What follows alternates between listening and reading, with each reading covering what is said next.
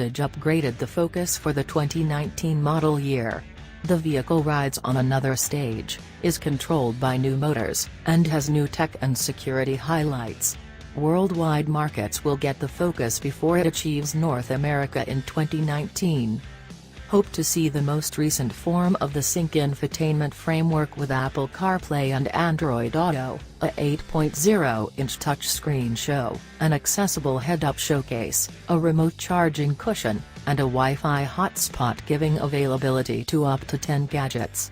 Passage's Co-Pilot 360 suite of driver help well-being tech will advance into the new Focus alongside a completely mechanized self-stopping framework that controls increasing speed, braking, and equip choice.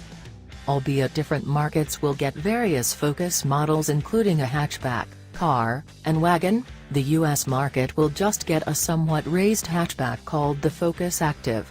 We trust Ford Performance will bring back the ST and RS execution models one day.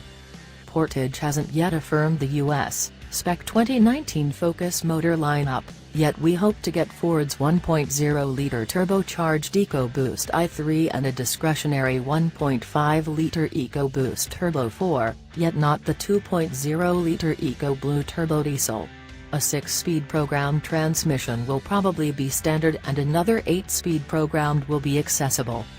The 2019 Ford Focus will offer the Co-Pilot 360 bundle of driver help well-being highlights that incorporates programmed crisis braking with person-on-foot recognition, vulnerable side observing with cross-traffic alert, a path-keeping framework, programmed high shafts, and a rear-view camera. We trust Ford will make the framework is standard on all trims. Guiding responsive headlights, a hesitant controlling help framework, and versatile journey control will be accessible. Portage says the 2019 Focus offers a bigger rearward sitting arrangement than the